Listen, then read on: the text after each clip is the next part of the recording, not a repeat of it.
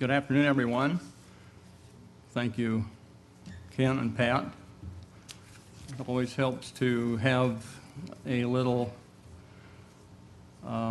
music before you speak. Helps buoy you up, helps you get ready to get started. So thanks again. Nice combination.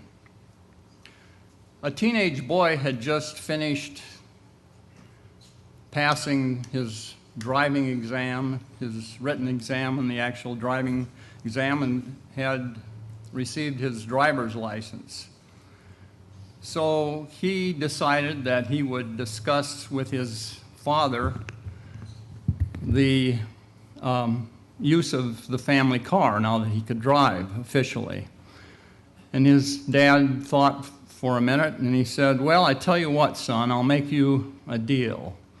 If you bring your grades up from a C to a B average, if you start studying your Bible, and if you get a haircut, we'll talk about it."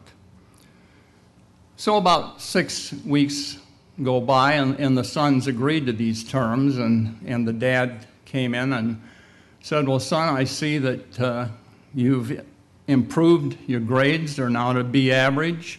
And I've observed that you've been studying your Bible.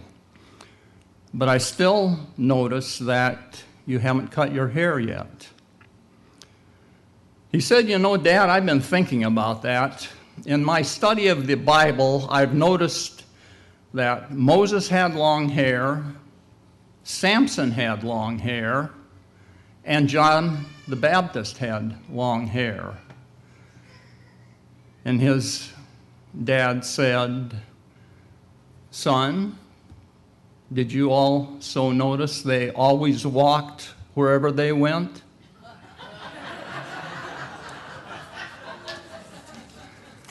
Remember that, fathers, if you have teenagers. Timing is everything.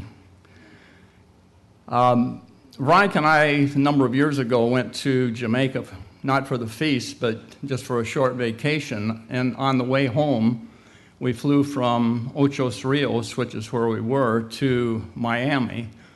And there we caught a plane from Miami to Dallas-Fort Worth, where we were to change planes again to go on to Seattle. Unfortunately, we were a little delayed getting to Miami, but that wasn't a problem because the plane we were on was about an hour late getting away from Miami. It had several mechanical problems. So naturally, we were a little concerned about whether we would, make our connecting flight. And we'd never been in Dallas-Fort Worth before. But after all of what I'm about to tell you happened, I looked at a diagram of how big that airport is. They have 5 terminals. And if you think of them in this way, like they're stacked on top of each other, 5, with all innumerable gates. And so if you're arriving down here and you're departing gates up here, you've got a long trek, depending upon how much time you have to get there. So in any event, we got to Dallas-Fort Worth, and the airlines were, they were trying to make it a little easier on us. So the captain said that the stewards and stewardesses would tell us which gates we would need to go to, because they knew by their manifest where their passengers were headed from that point. And so they told us the gate, if you were going to San Francisco, you go to gate such and such, or if you're going to Seattle, gate S2, or whatever it was. So they tried to make it as easy as possible. And they also asked everyone that wasn't looking to connect, but just getting off there, to remain seated while the rest of us got out. Well, we got to the airport, we landed. They opened the doors, and about 30 or 40 people headed for the corridor once we got off the plane, all running at about the same time because everyone was late.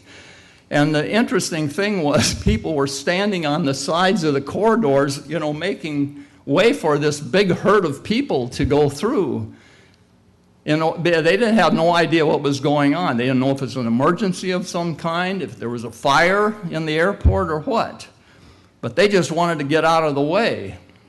But in any event, we fortunately were fairly close to where we got off the airplane, and so we made our flight. It was like 10 or 15 minutes. Unfortunately, our luggage arrived a couple days later. In any event, time is very important in our lives, and timing is important in our lives. Most of you today probably have a wristwatch on that you check every so often. We all have the same amount of time. We all have 24 hours every day to do all the things that we have to do during that day. No one doesn't have special privileges and has more time than anyone else.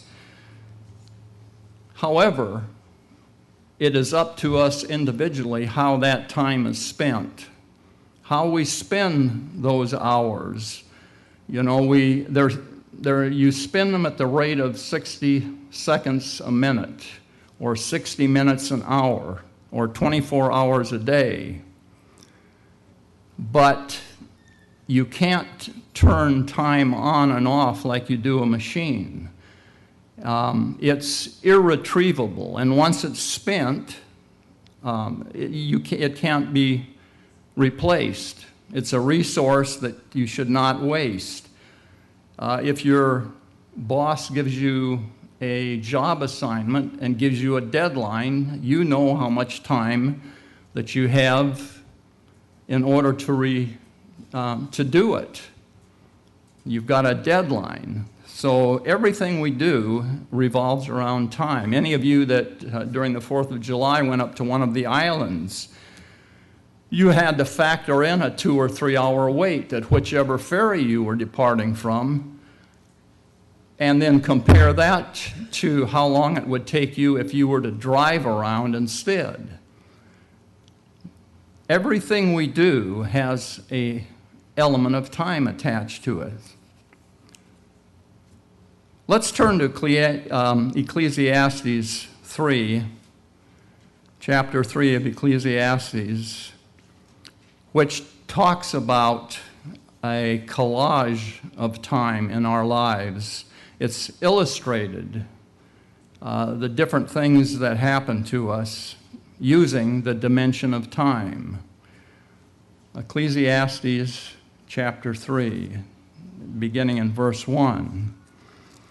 For everything there's a season and a time for every purpose under the heaven.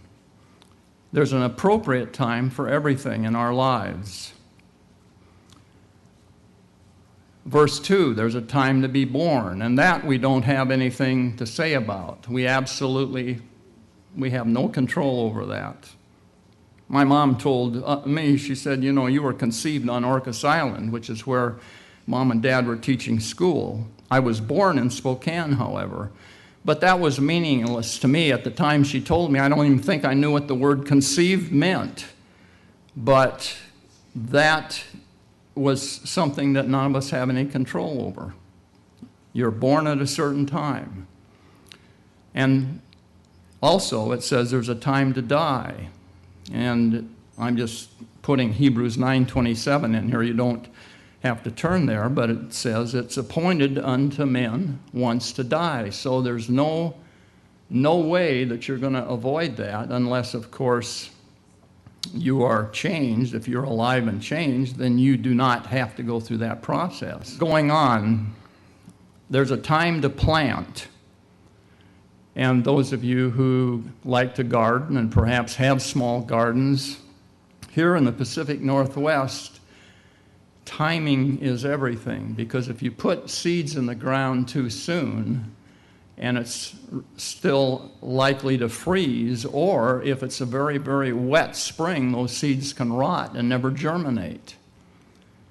However, if you put the seeds in the ground too late, then you may not have a long enough growing season for them to fully mature. And if you were growing corn, for example, you might get long, stringy ears with a few kernels on, that type of thing. So when you think about these huge farms in the Midwest that have the huge tractors and caterpillars that they plow and they disc, and then when they seed, they have multiple seeders behind them, so they spread out I don't know how long, but they're capable of doing that.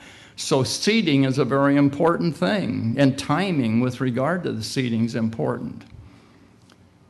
A time to plant, and then there's a time to pluck up that which is planted. It's very important that you harvest whatever it is that you've planted correctly and at the right time. If they're too green, whatever they are, if it's fruit too green, then it tastes bad. And maybe even if it's picked green to go to the market,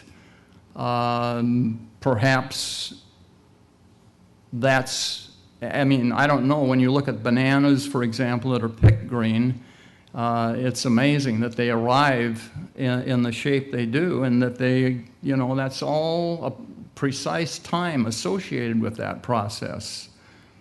There's a time to pluck up that which is planted. Verse 3, there's a time to kill. And since we just talked about planting and harvesting, I think you could also include this in the category of harvesting of animals. There's a time when you kill your chickens. There's a time when you kill your sheep or your cattle or your beef cattle or whatever it is, whatever animal you're using for meat.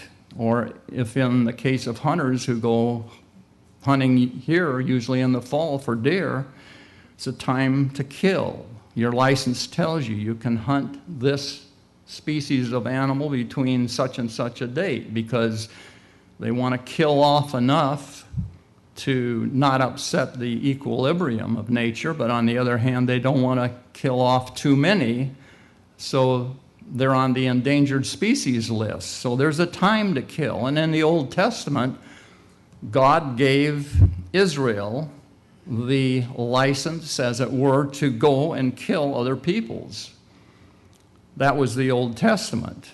Of course, now, in our time, Christ was very explicit about that commandment, thou shalt not kill. And so you don't kill, we don't kill people like they did back then. There's also a time to heal. God has designed our bodies with amazing recuperative abilities, but even then, you break an arm or you break a leg or a hip, and what does the doctor do? He sets the joint or the break, and then he wraps or puts a cast around it. Or in the case of a hip, maybe they use pins to put everything back together. But it takes an element of time for that to completely heal, for those bones to fuse back together. It takes time to heal, and that, of course, God is responsible for our healing. Going on, there's a time to break down, and if you don't change the oil on your car, I'll guarantee you there'll be a time you'll break down somewhere along the highway, or some time when you're rushing to make a deadline or something, a most inoperable time. Of course, you can use that for a variety of ways, but that just came to mind. And there's a time to build up, and this could apply to building a house, building a home. time to break it down. It's obsolete. It's no longer usable. So take it down and then build up something new, something better, something more efficient, something that'll house all of our family. Verse 4, it's a time to weep. We all have time in our lives when we feel like weeping because someone in the family has died, someone is very, very ill, someone has left us, someone is moving away to another part of the country, and we may not see them for a long time. So we weep because we're sad. But there's also another side to this. There's a time that we weep when we're happy. I don't know how many of you have heard a beautiful song at some point in time. And the example that comes to mind most readily is when the Star-Spangled Banner is played at the opening of various games, whatever they may be. And there's a certain, there's an anticipation already. Everyone's excited about the game itself, but there's a great deal of patriotism also at the same time. And sometimes, depending upon how well the person doing the vocals does their job, it can be a very emotional time that will move you to tears. But not only that, you can hear some song on the radio that maybe takes you back to the 50s or 60s or 40s or whatever, or whenever you were a teenager. And maybe that song was special to you and your sweetheart and brings tears to your eyes remembering about it. So there's a time to weep, and it can be for sadness or it can be because you're happy, because you're overwhelmed. There's a time to laugh. I'm not talking about off-color jokes or smutty jokes, or sometimes on the TV, people will stand up there and, I don't know how they can even call themselves comedians, but every other word is profanity, or every other word is off-color, obscene, this type of thing. I was thinking by contrast how just the past 4th of July, when my son and his family always come up here, it's kind of a family reunion, get-together. And since Juliet, their oldest daughter, just became a teenager on July 7th, they always have a party for her, and we always have it, lunch, a special lunch at the Cabbage Patch restaurant in Snohomish. And I think the reason why that has such meaning to to Greg and Jennifer, my son and his wife, is that I believe they had just gotten engaged, and we took them to lunch there, and so they always think back to that time in their lives, and that's why it's always one of these family rituals. We're going to have lunch at the Cabbage Patch on Sunday to celebrate Juliet's birthday. She just turned 13, and we were talking about that, and I said, I knew that Juliet was going to really do something in her life. She's still only a teenager, but she's very bright, and she's does a lot of things. She does karate. She's a long-distance runner. So she has done a lot in her short lifespan. But I said, the reason I knew is because one time, and I had to ask her mother after I told what I was about to say, because I couldn't remember how old she was, but I thought she was like 2 or 3 or something. But she walked in to her mom and said, "Mother, my diaper's askew." Of course, everyone laughed. I don't even use the word askew in my vocabulary. Here's this 2, and Jennifer couldn't remember for sure, but she thought she was around 2 or 2.5.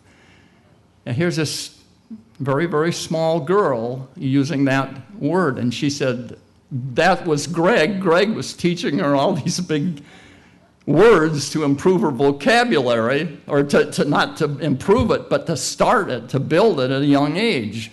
But anyway, that was very funny. It was very humorous. There wasn't anything bad or wrong with something like that. And there's a lot in this world that we can laugh at. That doesn't have to be obscene or off color or something that you wouldn't want to tell someone else in this room. There's a time to laugh. Be selective as to what you laugh at. Also, there's a time to mourn. And that, again, goes back to when someone weeps. Weeping and mourning are very closely associated. And it may be for the same reasons, a death, a loss of some kind. Because time does soothe the wounds on our hearts, which may at one point seem absolutely unbearable, time has a way of ameliorating, of making that better.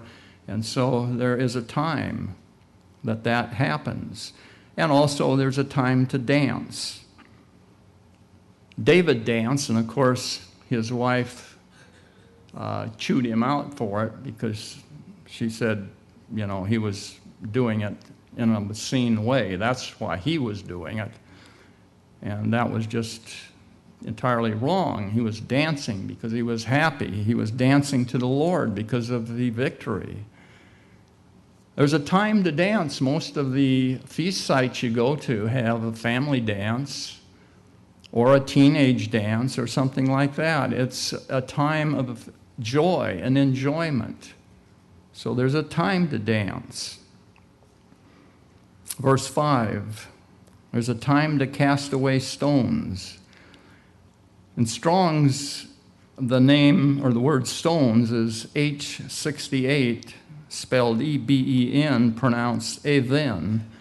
And it's a root word which means to build a building, or a secondary use could be to build a family. So it's talking about building blocks here. There's a time to cast building blocks away, and that time may be when you've counted the cost, like in Luke 14:28, and decided, one, you don't have enough money to build at this time, and you don't want to go into debt at this time. So there's a time to cast away. There's a time to cast the stones away. Or a building may become obsolete or a hazard of some, in some way, so it has to be taken down. I learned a new word when we were in Los Angeles. We go down there to visit my son every so often, and I learned the word scraper, which those of you in the construction business, that may be a familiar term, but Greg and Jennifer, hoping at some point we might move down there. Of course, that's the last place in the world I want to move, but I humored them, and we'd go around and look at homes in their neighborhood, which they thought we might be interested in because of the price and other things.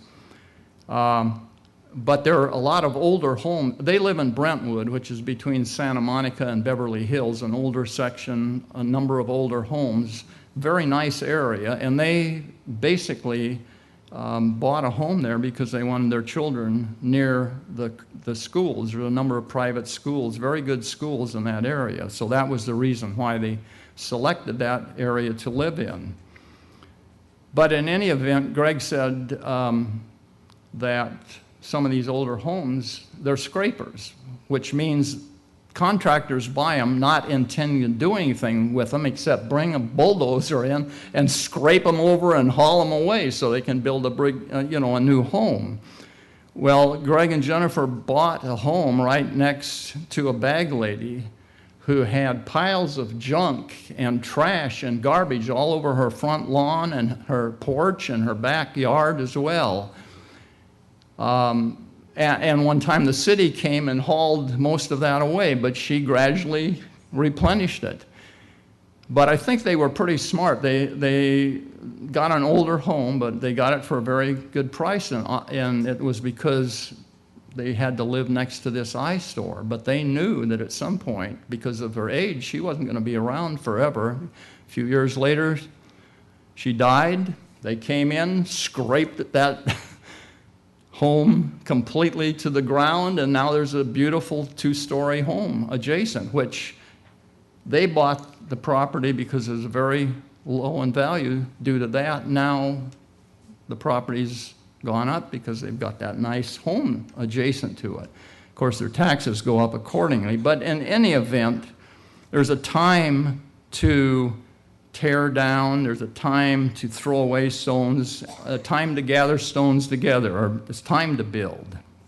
Going on, and we're still in verse 5, there's a time to embrace. And that's a way that we show our love and affection to our friends, our families, sometimes because we're happy to see them, or sometimes because they need to be comforted. Sometimes they've had a loss, and they need someone to just put their arms around them and say, you know, it's okay, you're going to be all right.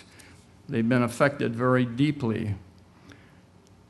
I think one thing in a conjunction with that, we, and I'm addressing this to men in the church, have to be very careful or very cautious when we hug a woman in the congregation, because you don't know their backgrounds, especially if they're new. Women have been groped, they've been molested, some few have been raped, and you don't know what kind of emotions a hug, if it's unwarranted, will trigger with them. So a good approach would be just if they want to hug, let them hug you, and then you will know they've satisfied themselves that, you know, you're okay. There's a time to refrain from embracing. If you're sick, if you're contagious, if you have a bad cold, if you have the measles, if you have whooping cough, well, if you have those things, you obviously shouldn't be in the congregation. But in any arena of life where you have something like that, you shouldn't be embracing, because you don't want to give what you have to someone else. If you're married, and this goes back to hugging in the congregation, and you have an attraction from someone of the opposite sex that doesn't happen to be your spouse, that is definitely a time to refrain from embracing. You're just playing with fire if you're kidding yourselves. Verse 6, there's a time to get, a time to lose, a time to keep, and a time to cast away. And I'm not going to spend a lot of time going through some of the verses, but these are just by way of illustration, what Solomon is showing us, that everything in our lives has an appropriate time or season. There's time for everything. Some things occur only once, like birth or death, but others are ongoing. You go down to the store to buy groceries every week. That's a repetitive thing. However, maybe you are facing a career change, or maybe your car has been totaled, or you've had some other thing like that. We learn to experience from these priority items that we need to be able to have the reserves in our lives to address them when they come up in case of an emergency. We're not like the man who asked his doctor, he was having problems, he went in for a diagnosis, and the doctor, after examining him, said, you know, I know what's wrong with you, you're burning the candle at both ends. And he said, I know that already, I just came in for more wax. We can't be like that. We don't need more wax, we need to take care of what we have. Verse 9, what profit hath he that worketh that wherein he laboreth? In other words, what benefit can a worker gain from his toil? We as Christians, we take our work seriously. We need to And we place a high value on family and church, but we need to also make sure that everything is in balance, that we're not overdoing one thing or the other. Verse 10, I've seen the travail which God has given to the sons of men to be exercised, to keep them occupied. You know, work is a major source of our identity. We're told to work harder. Mr. Roderick Meredith in our freshman Bible class years ago in Ambassador said that he would rather burn out than rust out, and then he went on to explain what that meant. He would rather be out there in the world working and doing something and moving rather than sitting on the sidelines watching the world go by. But there's a balance to that too. We like the bus driver who told his passengers, well, I have good news and bad news. The bad news is we took a wrong turn a while back and we're on the wrong road. The good news is we're making great time. And that sometimes can be what our lives are like. We're making great time, but where are we going? We don't know where we're going. It's like the going and moving is its own reward, regardless of where we end up. Well, people who lack a knowledge of God and His plan don't have a clue why they are here on earth or the purpose for their lives. They know they have to work to eat unless they decide to steal. And of course, there's a number of them doing it, both overtly and white-collar crime, the unseen crime that the IRS says they lose millions, maybe it's billions of dollars a year because of fraud associated with that. And of course, like Mr. Holliday was mentioning a little earlier about the things going on with the nations are doing the same thing. They're trying to steal land for whatever reason, whatever purpose. They're trying to take something that I guess the question is it a legitimate reason or is it an illegitimate reason?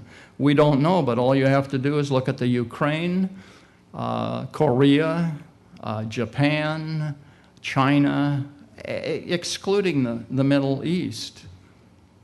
There is someone or some nation looking over at an island, or they're looking over at more land. I mean, it just kind of reminds you of the Second World War when Hitler annexed Austria, and then from there on, we know what happened. Well, where will you be a year from now, 2 years from now, 5 years from now, or 10 years from now? You know, one of these days, God is going to pull the plug. We don't know when it's going to happen. Not even Jesus knows, but it will happen. As we have seen, there is a time for everything. We don't need to burn out. We don't need to rust out. But we do, within the configuration of our lives, we do need to reach a balance in what we do. Someday, our King is going to ask the question if we have used our time and talents wisely. I hope our answer will be a resounding yes.